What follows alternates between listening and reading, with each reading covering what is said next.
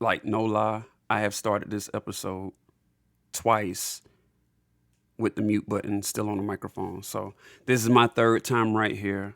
And man, what it do, Bolt fam? It's your boy J Walk coming at you again with another episode of Charger Couch Scout. I didn't even feel like doing the intro, but it had to be done. But golly, at least it's not on mute this time. I see the white light. Okay, cool. What's going on, folks? We are still going strong with these my fave players. I'm all thrown off now. My favorite players at each position going into the draft.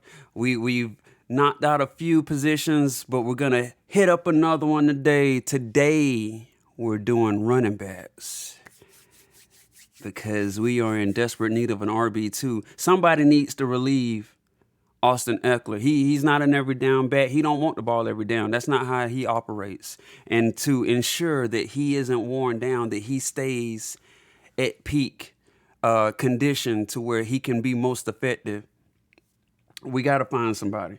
We got to find somebody that can, just maybe 12, 13 snaps a game or touches a game. I don't care. Just let's not wear out Austin Eckler, please. So I have done my homework in trying to find guys that I think fit the bill. And we'll start talking about them right now.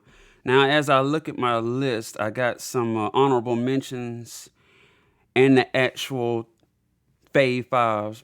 And I'm gonna start with my honorable mentions. I think I'm gonna call an audible on one because I'm looking at my list, and one of these guys, when I saw his performance, I wasn't very impressed with his RAS. So in my honorable mentions, the guy that disappointed me with his performance was Zakondre White, the running back from the University of South Carolina. And what disappointed me was he only had 9 reps during the bench press. And I don't know how, as a running back that weighs 215 pounds, that you can only bench press 225 9 times for any other reason except for the fact that, unfortunately, you neglect the weight room. And that's disappointing because you look at him and I also can't help but wonder why he was buried on the depth chart. I had no choice. I had no choice but to just watch highlights of this dude, because when I tried to watch the actual games of South Carolina, it was few and far. His touches were few and far between, and it was like, oh God, like what's the deal with this dude? So I don't know, because when he gets the ball, he's electric. But for some reason, he wasn't getting the ball quite a lot, so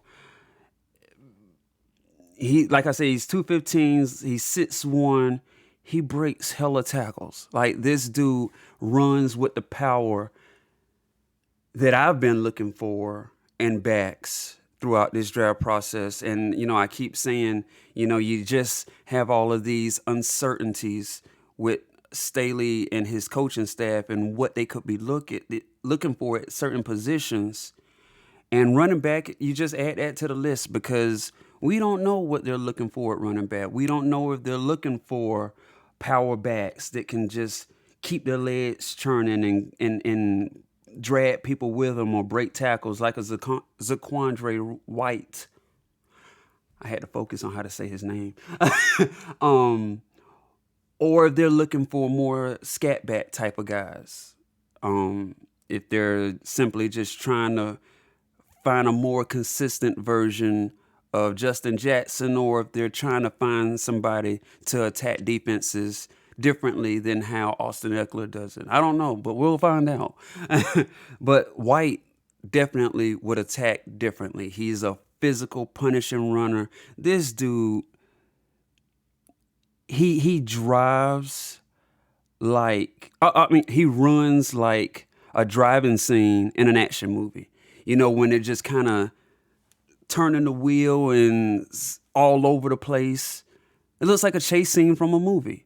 And that's the best way I can describe the way he runs, because sometimes he'll commit to a hole or a direction, and he'll just slam on brakes or he'll swerve and go in a completely different direction. I mean, it's nice that you can, find holes at the last second, but damn, I mean, it's interesting to watch. I'll say that. One of my favorite plays that I saw from him was against Georgia when he was going up the gut, and just before he got to the line of scrimmage, this dude he turned his body towards the sideline and did a jump cut out of the hole and went right outside, back outside of the hole, and went around and still picked up like 5 yards. And I mean, it was funky to see because you don't see such abrupt, severe change of direction like that, especially from a guy his size. But he wasn't wrong, because that hole closed up. And it was tougher for everybody to track him to the outside than it would have been for them just to close that hole up on him, and, it collapsed on him. So, he's got really good ability. I'm just curious, and this is why they do these interviews. It's to find out, why didn't he get more snaps in college? Why does he only bench 225 9 times? And, it's disappointing because I've been looking for physical backs in this draft class, and I thought I had finally found one. And I couldn't find his RAS, so I had to go digging for his pro day results, and I found him. And I'm like, yeah, and I was like 9 reps. So it's just very disappointing. That's not to say he's not worth drafting in a later round. But if somebody can get him in a weight room and to commit to it, and he somehow becomes an even better running back than he already is, then goodness gracious, watch out. If he becomes dedicated to the wet room, watch out, because I imagine that's going to lead to more broken tackles, an even more powerful stiff arm. I mean, this guy, he just runs over guys, and he'll run power up the middle. He'll run outside zone. He really does it all. Now he did also run a 4.6. But I'm not opposed to 4.6s for running backs. I'm not one of those guys. It just depends on your style of play and if it works for you. And it works for him, so it works for me. We just got to get him stronger. Another honorable mention is Master Teague from Ohio State. His RAS, there was no issues with his RAS score. And he was the star running back for Ohio State for most of his career until his senior year, where he dropped all the way to 3rd on the depth chart. And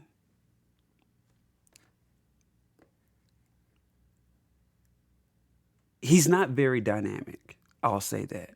He's fast, and unfortunately, like too many backs in this draft class, he's best when kept clean. Despite him being so big and strong and explosive, he's not too good in the broken tackle department. And,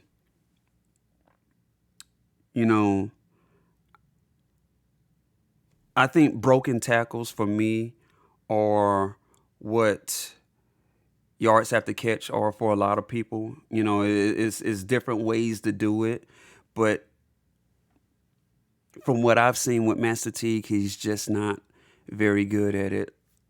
First, it's not a rare occasion to see the first guy, even if it's a DB, take him down.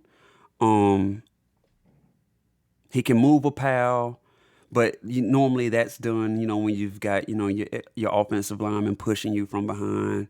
So I don't want to give him the credit for those, because I've seen such a lack of power conveyed in his play in one-on-one scenarios. So when he's moving pals, I'm just like, okay, that's a group effort thing right there. But I mean, if you're gonna keep him clean, if you got one of the best offensive lines in the NFL, I guess why not? But that inability to keep his legs moving, to break tackles, and to just keep going, really hurts him. That's why he's an honorable mention for me. But I mean, he tested crazy. His physique is insane. I just wish it translated to a better player. Next on honorable mentions, Pierre Strong. And Pierre Strong, he's another one of those running backs that is too many of in this draft class, where he's not physical. And when you see how how he's built, and you see how he looks, you wonder why. Because, man, if you were just a more aggressive runner, if you had some Zaquandre Wright in you, I have to focus every time I say his name. If you had some Z White in you, then you would probably be unstoppable, because you're a better athlete. But very finesse running back. If that's what the Chargers are looking for, cool, I guess. You just better have a better O-line for him to be able to clear those ways for him, because very seldom is he gonna make a hole for himself. He outside zone running back. He's very good at picking the right hole. And I could see him being a later pick. And yeah, those are my honorable mentions. Now we're gonna get to the good stuff. Starting with number 5, somebody who is very seldom talked about in this draft class. And if he is indeed the type of back that the Chargers are looking for, this is, I don't want to call him finesse, because he has some level of physicality to him. But he did play in the Pac-12, so you wonder just how physical he was. But Max Borghi out of Washington State. And I think he's really being slept on. He's not a very shifty back for his size. You would expect him to be. He don't have any shake to him, which is disappointing. But the way he runs is really interesting, because he takes these baby steps. Like, he has very, very short strides. But he's a straight line runner. And when he chops down, when he's doing these short strides, he already runs with a short stride. But when he starts to chop down, when he's getting closer to a defender, you think a juke is coming, and then it done come. I mean, he'll try to jump over you before he tries to juke you. It's very interesting. But he loves going to the outside. Loves trying to get to the outside. And if they are looking for, again, a Justin Jackson replacement, instead of, bringing some power to it, I would not sleep on Max Borghi. He's also a really good receiver. Has no problem getting yards after the catch. And for his, again, as interesting as how he runs, he gets it done. He moves the ball. and he kind of reminds you of a Jordan, a Whitehead, um, Woodhead, Danny Woodhead. I said Whitehead, Danny Woodhead. He kind of reminds you of him, and so I would actually really be cool with taking him in the 6th or 7th round. Um, I've been watching him for a few years. I know he grew up a Christian McCaffrey fan. He is no Christian McCaffrey. I'll tell you that now, because Christian McCaffrey got some shape to him. And even though this guy doesn't have any shape to him, he gets the job done. At least he did on the college level. I'd be interested to see if he can get it done on the next level also. At number 4, another finesse running back. Who saw this coming? Rachaad White from Arizona State. I'm not crazy about comps, but I've been thinking about this for a while. He reminds me of I'll just say this. He's more smooth than dynamic. But from a size point of view, he really reminds me of Antonio Gibson, the running back for Washington. Feels funny calling them the Commanders. I can't do it. Now, I know how some people felt when the Chargers moved to LA and they kept calling them San Diego. I finally get it. I finally understand. But Rachaad White is a very smooth runner. I wish he ran harder. He runs upright. And that's never a good thing, because it's going to take a defensive lineman hitting him one good time, and he's going to start, doubling over then. He'll stop running so upright then. But just a very finesse dude. He's very good out of the backfield as a receiver. I could only imagine with Lombardi, having such a history with receiving backs, like, whether it's Eckler or Kamara, if, you combined a Rachaad White with Austin Eckler, and sometimes have one in a slot and the other is in the backfield, and just having that threat of that dual threat at running back, where they both can do the same things on the same level, but in slightly different ways, just because one is so much bigger physically than the other, and it's just like having like two different receivers. So interested in him, really like him. Would not be disappointed at all. I think he may do like Antonio Gibson did and go a lot sooner than some people expect. So yep, that's Rachaad White. At number 4, number 3.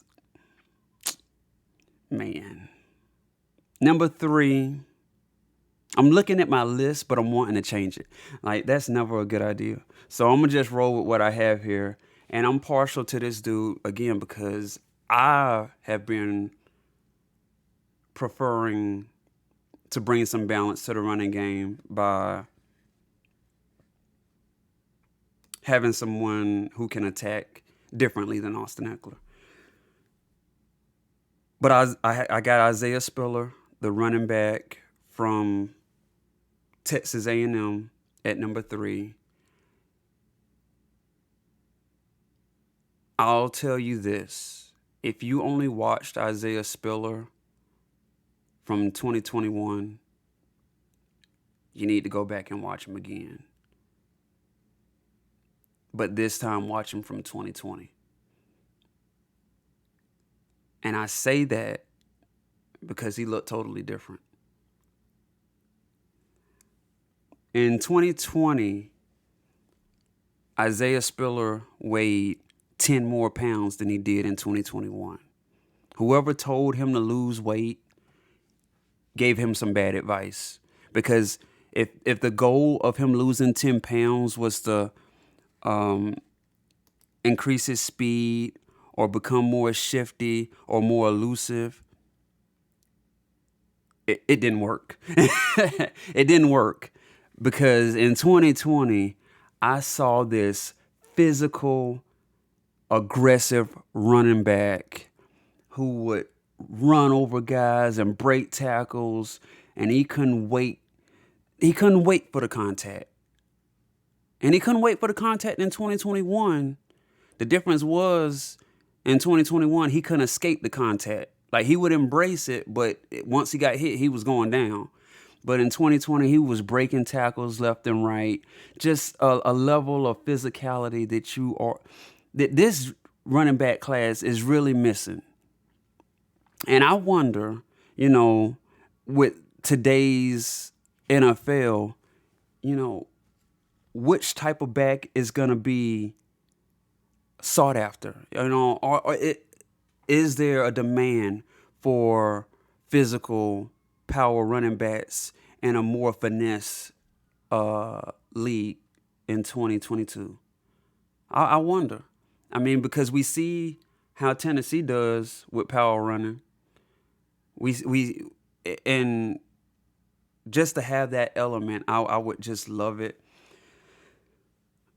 If the Chargers draft him, I doubt he'd be there. I don't see him as a first round pick, and I doubt he'd be there in the third. But whoever drafts Isaiah Spiller, the first thing they need to do is put 10 pounds back on this dude. So that's my number 3 running back. Not a lot of variety in my top 3. I tell you, I told you guys that I tried to do it by my favorites. Because with the expectation that my favorites would be different from the norm. But these top 3 running backs, I'm telling you, ain't no different than everybody else. So number 2 is Breece Hall. Breece Hall, much like Chris Olave, I've drawn the comparison before, a smooth operator.